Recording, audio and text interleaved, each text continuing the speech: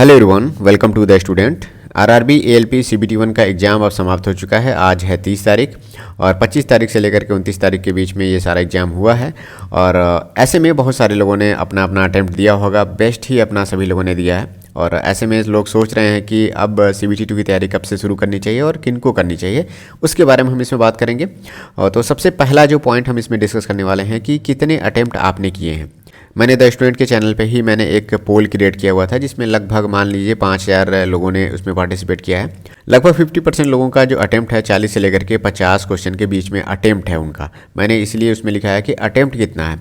देखिए, अटेम्प्ट अगर 40 से 50 के बीच में है और आपके 90% एक्यूरेसी है तो आपके मार्क कम से कम मान के लिए 42-43 नंबर एवरेज बनेंगे।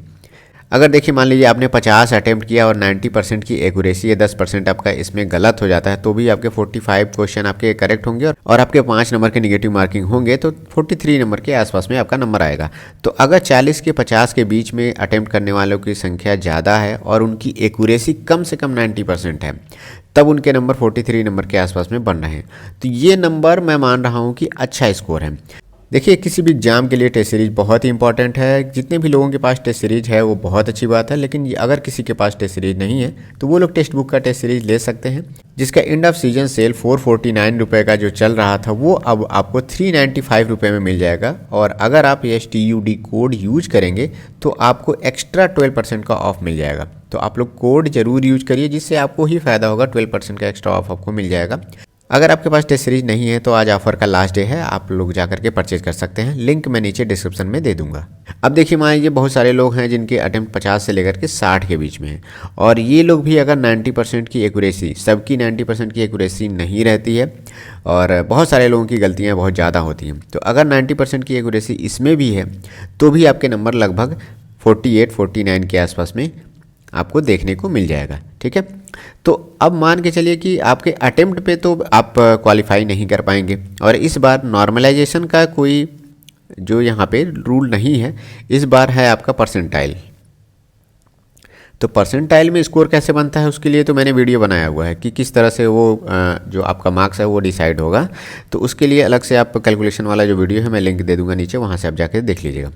तो परसेंटाइल में क्या है कि किसी के साथ ऐसा नहीं होगा कि बहुत ज़्यादा मार्क्स आपके बढ़ जाएंगे।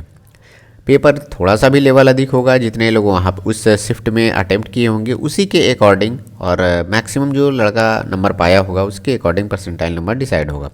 तो जितने भी लोगों ने किया है, अगर जेन्युइन आपने तैयारी की है पेपर का लेवल के हिसाब से, सबका सभी शिफ्ट का पेपर का लेवल 19-20 का ही अंतर था, बहुत ज़्यादा डिफ़िकल्टी लेवल में देखने ही गई है। तो इसमें क्या है कि मैं कहूँगा कि कितना अगर आपने अटेम्प्ट किया, कितना नंबर अगर आपके बन रहे हैं तो आपको CBT 2 के लिए डेफिनेटली जाना चाहिए। देखिए, अगर जनरल कैटेगरी के आप हैं तो लगभग मान के लिए 42-43 के आसपास में अगर आपके बन रहे हैं इससे प्लस में, तो आप CBT 2 की तैयारी के लिए डेफिनेटली जाइए। अब मैं देखिए, हो सकता है कि नंबर 40 पे भी कट ऑफ हो जाए। एग्जैक्ट देखिए कट ऑफ मैं प्रिडिक्ट नहीं कर रहा हूँ, कम से कम कह रहा हूँ कि अगर आपके 42-43 नंबर के आसपास में बन रहे हैं तो आप CBT 2 के लिए जाइए। अगर मैं कहूँ कि 42 नंबर कट ऑफ चला गया और आपके नंबर 44 थे, ठीक है, तो 42 नंबर कट ऑफ है, 44 अगर आप थे तो देखिए 15 गुना लड़कों को बुलाया जाता है। ठीक है, अगर मान लीजिए आपके जोन में सीट, जनरल की मैं बात कर रहा हूँ, अगर मान लीजिए ओवरऑल 500 सीट है तो 300 सीट अगर जनरल की है तो 15 गुना लड़के 1500 ही लड़के ही होते हैं। तो 1500 लड़कों में अगर 44 नंबर वाला लड़का आया है तो 300 लड़कों में आपको आना है सिलेक्शन के लिए मैं बात कर रहा हूँ। देखिए, आप सिर्फ एग्ज़ाम क्वालिफाई करने, मतलब आप स्टेज क्वालिफाई करने तो यहाँ आए नहीं हैं, आप तो आए हैं सिलेक्शन लेने के लिए। तो सिलेक्शन लेने के लिए अगर आप कट ऑफ की बाउंड्री पर हैं तो आपको मेहनत बहुत ज़्यादा करने की ज़रूरत है। एक बात अपने दिमाग में एकदम बिल्कुल भी बना लीजिए। किसी भी यूट्यूब चैनल पे अगर आपको से कहा जा रहा है कि इतना कट ऑफ है, आप खुशी से आप CBT 2 की तैयारी करिए, ये सारी चीज़ें, तो कट ऑफ वाले लड़के ज़्यादा खुश होने की ज़रूरत नहीं है। आपको कम से कम इतना तो मान के चलना है कि आप कट ऑफ से 6 नंबर 7 नंबर ज़्यादा ही रहिए, तभी आपकी पॉसिबिलिटी ज़्यादा बनेगी कि हाँ मेरी तैयारी अच्छी है और पेपर जिस तरह से रेलवे पूछ रहा है उसी के अकॉर्डिंग मैं आगे बढ़ रहा हूँ और मैं उन जो सीट है, जितना सीट रेलवे की रिक्रूटमेंट है उसमें मैं आ पाऊँगा। कट ऑफ के पास में अगर आप हैं तो आपको कोशिश ये करना है कि ज़्यादा से ज़्यादा भी मेहनत करना है CBT 2 के लिए। अब देखिए जिनके भी पास बुक्स नहीं है, यहाँ पे मैं कुछ बुक्स बता दे रहा हूँ आपको, CBT2 के लिए बहुत ही इंपॉर्टेंट है। तो अब सबसे पहले आपके पास पहले और दूसरे स्टेज का एक प्रीवियस ईयर पेपर होना चाहिए, सॉल्व पेपर। तो आप किरण पब्लिकेशन का ये बुक आप ले सकते हैं, जिसमें ट्रेड पेपर भी आपका इंक्लूडेड इसमें दिया हुआ है। अगर रीजनिंग की बुक आप लेना चाहते हैं तो आप ये रीजनिंग की बुक ले सकते हैं। वैसे रीजनिंग की बुक की उतनी ज़्यादा ज़रूरत नहीं पड़ती है, तो आप इसको स्किप भी कर सकते हैं, या फिर हो सकता है आपके पास ये बुक हो। लेकिन मैथमेटिक्स तो बहुत ही इंपॉर्टेंट है। उसके बाद से बहुत ही इंपॉर्टेंट है वो है basic science and engineering drawing. तो ये तो आपको बुक अब लेनी ही पड़ेगी, जिसमें जो बेसिक साइंस है चैप्टर वाइज करके इसमें जो चैप्टर्स हैं वो दिए हुए हैं, और जो प्रीवियस ईयर क्वेश्चन में अभी जो पिछला हुआ पेपर है उसके भी क्वेश्चंस का कलेक्शन इसमें दिया हुआ है। तो इसका लिंक मैं यहाँ पे लेफ्ट कॉर्नर पे आपको दिख रहा होगा, वहाँ पे ओपन करके आप चाहे तो इसको देख सकते हैं। अभी तक तो देखिए CBT1 आपका एलिमिनेशन राउंड है एक तरह से, तो आपको CBT2 की तैयारी तो बहुत बेहतर तरीके से करनी पड़ेगी। तो जितने भी लड़के 42 के आसपास में नंबर पा रहे हैं, जनरल कैटेगरी है प्लस है, इनके इतने इससे ज़्यादा नंबर आ रहे हैं, तो आप CBT2 की तैयारी करिए। अब समस्या ये आ रही है कि बैक टू बैक पेपर अभी होने हैं, और सभी लोगों ने ALP के भी फॉर्म भरे हैं, टेक्नीशियन के भी भरे हैं, JEE के भी भरे हैं, क्योंकि सारा टेक्निकल फील्ड के ही जॉब हैं ये। तो ऐसे में अब उनके सामने समस्या आ रही है कि पेपर अगर उनका CBT1 का अच्छा हो गया तो आगे अब वो JEE की तैयारी करें कि इसी को कंटिन्यू करें। तो अभी मैं सभी से यही कहूँगा कि देखिए जितने भी लोगों ने ALP का CBT1 का फॉर्म भरा है वो लोग टेक्नीशियन का भी फॉर्म भरे होंगे, और जितने लोग ITI हैं मैं उनसे सभी से कहूँगा कि अगर आपका पेपर CBT1 का अच्छा गया है तो बहुत अच्छी बात है, आपकी तैयारी ठीक है, लेकिन आप टेक्नीशियन की तैयारी अभी करिए। टेक्नीशियन का पेपर अभी हुआ नहीं है, तो टेक्नीशियन का पेपर होने में टाइम है। अब इसमें क्या है कि बेसिक साइंस भी थोड़ा सा पूछा जा रहा है, तो इसका वेटेज भी ज़्यादा है। तो अभी क्या है कि वो चीज़ें तो आप रिवाइज नहीं कर रहे थे, उसके जो चैप्टर्स थे अभी आप रिवाइज नहीं कर रहे थे, तो उसको आप रिवाइज करिए। टेक्नीशियन में केवल एक ही पेपर होना है, तो बहुत सारे ऐसे लड़के होंगे जिनका एम होगा कि मुझे ALP ही बनना है, तो टेक्नीशियन को उतना ज़्यादा प्रेफरेंस नहीं दे रहे होंगे। लेकिन मैं ITI वालों से यही कहूँगा कि प्लीज़ आप लोग टेक्नीशियन का जो पेपर है वो अच्छे से दीजिए। हालांकि ग्रेजुएशन वाले लोग भी उसमें कई पोस्ट के लिए एलिजिबल हैं, तो उनकी तो सीट थोड़ी कम है, लेकिन टेक्नीशियन वालों की सीट ज़्यादा है। तो अभी क्या है कि CBT2 के पीछे अभी मत जाइए। मैं कहूँगा कि टेक्नीशियन का पेपर आप ITI वाले जितने भी लोग हैं वो अच्छे से उसको दे दें, और ALP का पेपर अगर आपका बेहतर हुआ है तो अब क्या है कि आपके सामने केवल बेसिक साइंस एंड इंजीनियरिंग पढ़नी है, ड्राइंग पढ़ना है, ठीक है। GK GS आपका CBT2 में नहीं है, इस बार इसको हटा दिया गया है, तो बेसिक साइंस एंड इंजीनियरिंग का वेटेज बढ़ गया है। तो अभी क्या है लगभग ये 50% के आसपास में आएगा, तो इसकी तैयारी तो आपको बेहतर तरीके से करनी पड़ेगी। और ये basic science and engineering technician में भी पूछा जा रहा है, तो टेक्नीशियन के लिए आप ये सब्जेक्ट आप अच्छे से पढ़िए, जिसका CBT2 में आपको मदद मिलेगी। और अब जो है मैं CBT2 की तैयारी कैसे करनी है, हर एक चीज़ को, ट्रेड पेपर को कैसे पढ़ना है, ये मैं बहुत अच्छे से बता दूंगा। ट्रेड पेपर निकालना बिल्कुल भी आसान है, और इसको मैं जैसे कहूँगा अगर आप उसको पढ़ लेते हैं तो आपका ट्रेड पेपर निकल जाएगा। क्योंकि ट्रेड पेपर देखिए निकालना आसान मैं बोल रहा हूँ, लेकिन अगर आप फंस जाते हैं तो आपकी सारी तैयारी बेकार हो जाएगी। तो इसको कैसे पढ़ना है ये सारी चीज़ें मैं बताऊँगा। हालांकि जो लोग द स्टूडेंट चैनल पे बहुत पहले से हैं उन्हें पता होगा कि ट्रेड को लेकर के मैंने बहुत सारी वीडियोस बनाए हैं, सिलेबस कैसे कवर करना है।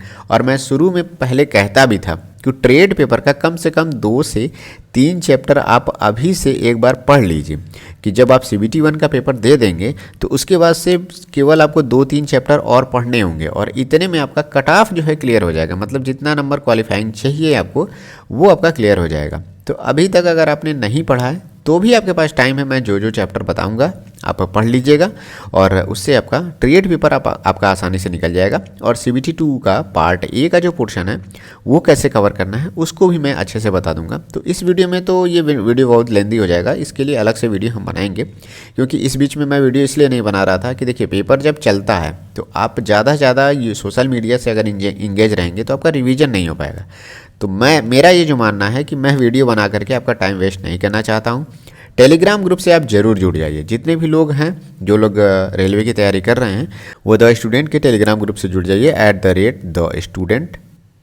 @the student ऑफिशियल करके आपका चैनल है टेलीग्राम पे, वहाँ पे आप ग्रुप में जुड़ सकते हैं। लिंक मैं नीचे डिस्क्रिप्शन में दे दूँगा। देखिए जिनके भी पास बुक्स नहीं है वो बुक्स ज़रूर परचेज कर लीजिए। ALP का CBT2 का जो पिछले बार का पेपर था वो आप एक बार ज़रूर देखिएगा। ट्रेड पेपर भी आपको देखना है एकदम ध्यान से। किरण पब्लिकेशन का वो बुक मैंने अभी आपको जो बताया है वो बुक आप रख लीजिएगा, और इसमें आप कम से कम 3-4 पेपर 5 पेपर आप ज़रूर एक बार सॉल्व कर लीजिएगा, जिससे आपको आइडिया लग जाएगा। बहुत सारे लोग होंगे जो CBT 2 के पेपर अभी तक सॉल्व नहीं कर रहे थे, CBT 1 के पेपर जो प्रीवियस ईयर क्वेश्चन के थे वो सॉल्व किए हुए थे, तो वो ठीक है। CBT 1 का पेपर अब हो गया है, अब आपको CBT 1 छोड़ना है, CBT 2 के लिए आगे बढ़ना है। बहुत सारे स्टूडेंट ऐसे हैं जिनकी एक्यूरेसी बहुत ज़्यादा है, क्योंकि कई लोग कह रहे हैं 62 अटैम्प्ट किया हुआ है, 63 अटैम्प्ट किया हुआ है, और उनके 2-3 नंबर ही कटेंगे, मतलब 2-3 नंबर ही निगेटिव जाएंगे। तो सोचिए आपके जो जोन में ऐसे जो लड़के हैं, संख्या तो ऐसे लोगों की बहुत कम रहती है, क्योंकि इस बीच में टाइम बहुत ज़्यादा मिला था और उन लोगों ने बहुत अच्छे से तैयारी किया हुआ है, तब इतना अटैम्प्ट हो पा रहा है। नहीं तो बहुत सारे लोग ऐसे हैं जिनके 60 मिनट में 75 क्वेश्चन भी वो लोग छू नहीं पाए हैं। और मैं हर वीडियो में कहता रहता था कि कैसे आपको जो टेस्ट सीरीज है देना है, कैसे आपको पेपर सॉल्व करने हैं, क्योंकि अगर आपके एक बार 50 मिनट के अंदर ही आपका पूरा पेपर एक बार कवर नहीं हो पाया है, तो आपके नंबर डेफिनेटली कम आएंगे। तो आपको पेपर को एक बार तो पूरा अटेम्प्ट देखना ही होगा कि आपको लिमिटेड टाइम के लिए। अब क्या है कि CBT 2 में आपको 90 मिनट्स मिलने वाले हैं, और 90 मिनट में 100 क्वेश्चन आपको देखने को मिलेगा। तो ये 90 मिनट में 100 क्वेश्चन तो एकदम मोर देन सफिशिएंट है। इस बार आपको टाइम डेफिनेटली मिलेगा, किसी को भी ऐसा नहीं लगेगा कि मेरा क्वेश्चन छूट गया, समय कम पड़ गया। तो इस बार आपको क्या करना है, कैसे पेपर अटेम्प्ट करना है, वो सारी चीज़ें मैं आगे आने वाले वीडियोज़ में आपको बताता रहूँगा। अभी ये पहला वीडियो है पेपर समाप्त होने के बाद। तो जितने भी लोगों के नंबर्स जो हैं लगभग 40 या 42 नंबर के आसपास में आ रहे हैं, वो लोग CBT 2 के लिए डेफिनेटली तैयारी करिए। बुक्स परचेज कर लीजिए जिनके पास भी नहीं है, सिलेबस आप लोग लिख करके रख लीजिए। इन सब चीज़ों पे आगे आने वाले वीडियोस में बात होगी। तो जो लोग चैनल पे नए हैं, चैनल पे बने रहिए, और टेलीग्राम ग्रुप को जरूर डेफिनेटली आप लोग ज्वाइन कर लीजिए उसको। मिलते हैं नेक्स्ट वीडियो में। Thank you, all the best.